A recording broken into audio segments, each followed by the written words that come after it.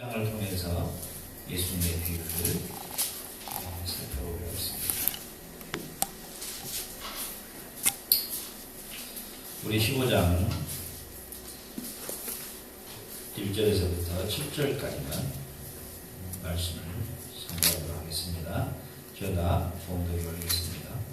자, 모든 세리와 죄인들이 말씀을 들으러 가까이 나오니 바리새인과 서기관들이 수군부려 이르되 이 사람이 죄인을 영접하고 음식을 같이 먹는다 하더라. 예수께서 그들에게 이 글로 이르시되 너희 중에 어떤 사람이 양 600마리가 있는데 그 중에 하나를 잃으면 99마리를 들에 두고 그 잃은 것을 찾아내기까지 찾아나는지 아니하겠냐. 또 찾아낸즉 줄로 어깨에 메고 집에 와서 그 벗과 이웃을 불러오고 말하되 나와 함께 즐기자. 나의 잃은 양을 찾아내라 하느라. 내가 너에게 이르노니 이와 같이 죄인 한 사람이 회개하면 하늘에서는 회개할 것이 없는 의인 99으로 말미암아 기뻐하는 것보다 더하리라.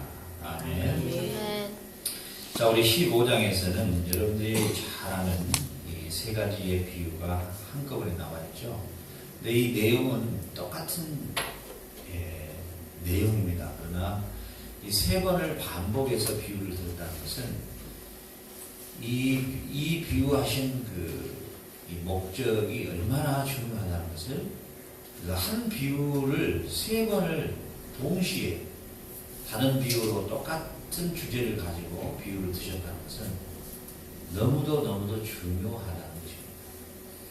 그래서 이 세 가지 비유에서 나오는 똑같은 동사가 있습니다. 하나는 뭐냐면 잃었다는 것과, 두 번째는 찾았다는 겁니다.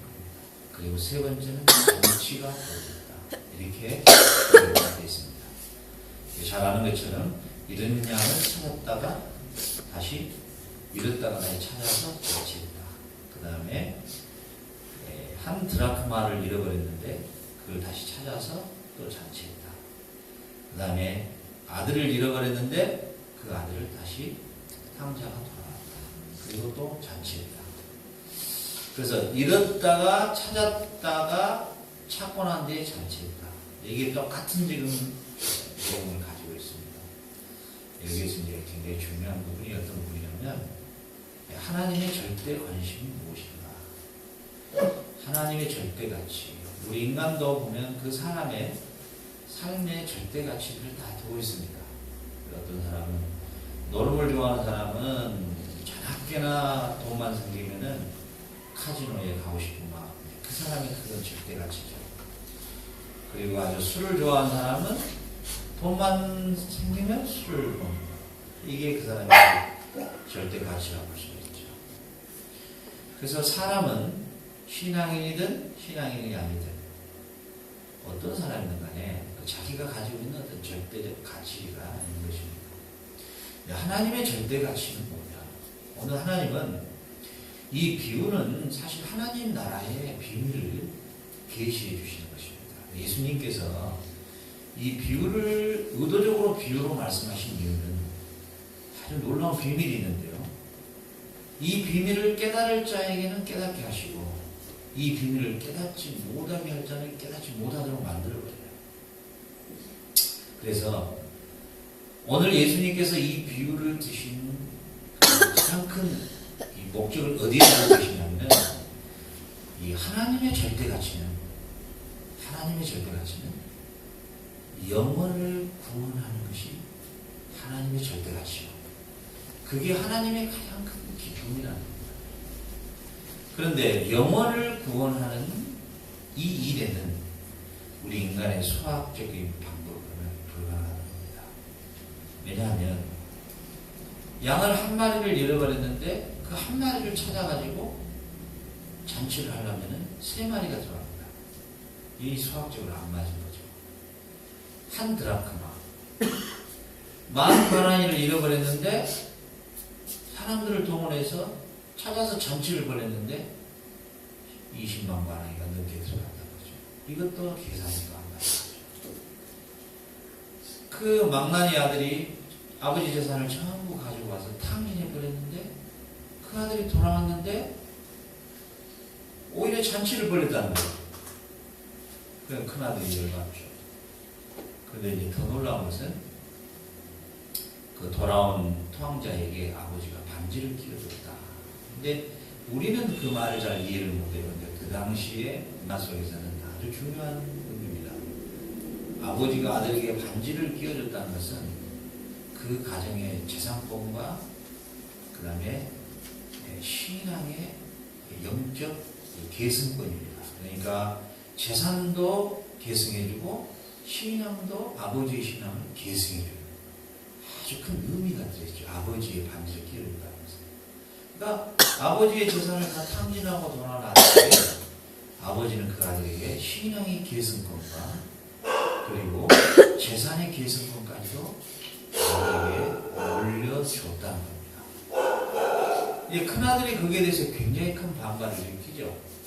그런데 그 큰아들을 누구로 지금 비유를 하고 있냐면 그 큰아들이 바로 원래 자기들이 아브라함 자손이라고 생각했던 그 당시에 유대인이나 율법학자나 서기관들, 그리고 마치 큰아들은 아버지의 염소 새끼 한 마리도 부도를 내지 않는 아주 착실한 모세 율법을 잘 지키고 11조 생활을 잘하고 큰아들로서의 손색이 없는 삶을 살았는데 세리나 창기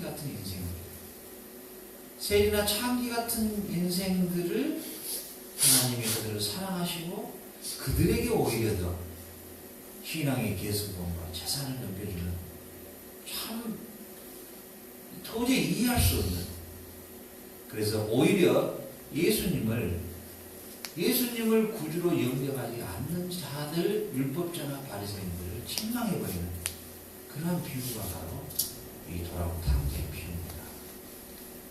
그래서 결국은 오늘 이 세 가지 비유를 동시에 들면서 예수님께서 하나님의 나라의 비밀을 하나 가르치는데, 한 영혼이 회개하고 돌아오면 하늘에서는 천사들 앞에서 큰 하늘 잔치가 열린다는 것입니다.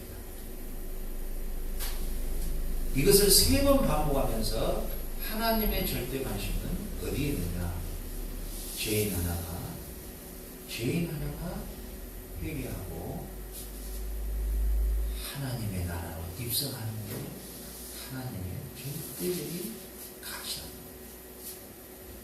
그렇기 때문에 영혼을 구원하는 일에만큼은 우리 인간의 수학적이고 논리적인 계산을 절대 넣어서는 안 된다는 것입니다. 그래서 제가 참 우리 아내하고 사역을 하면서 감사하게 느끼는 것은 뭐냐면 수학적으로는 안 맞아요. 저 사람 그냥 일하는 일당 주고 보내면 수학적으로 맞죠. 내가 뭐 얼마 일할래?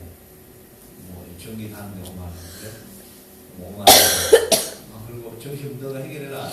그러면 이제 그러면 끝나죠. 아주 자연스럽죠. 신경 쓸 것도 없고. 그러나 이제 저의 입장에서는 이 한 사람이라도 어떻게 이 한 사람에게 복음을 전해서 하나님이 기뻐하는, 하나님이 절대적인 관심을 갖는 그 영혼을 구원하는 일에 이 영혼도 하나님 앞으로 인도할 수 있을까? 여기에 초점을 맞추기 때문에 정신도 매기게 되고 전혀 나하고 관계없는 잠도 재우게 되고 이렇게 이제 가진단 말이죠. 그러지 않고 내가 만약에 너는 하루 일당을 얼마, 너는 이거 해 하고 끝나면은 좀 신경 쓸 게 없어요. 그런 일에 저희 아내가 지금까지 잘 호흡을 맞추면서 여기까지 왔는데 그렇습니다. 하나님의 계시의 말씀을 통해서, 예수님의 비유의 계시를 통해서 제가 항상 제가 생각하는 게 그게 있습니다.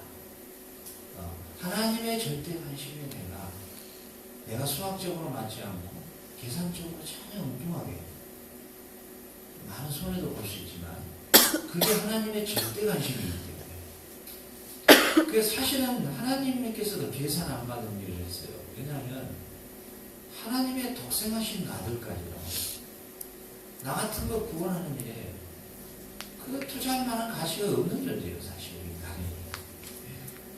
하나님, 예수님이 어떤 존재였습니까?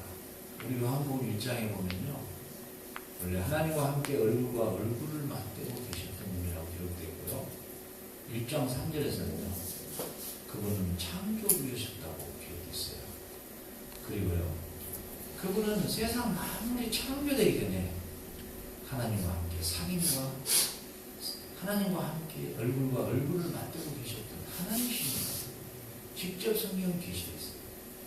근데 그분이 하나님에서는 독생자인데 하나뿐이 없는 아들을 저와 여러분을 구원하기 위해서 이 땅에 보내셨거든요.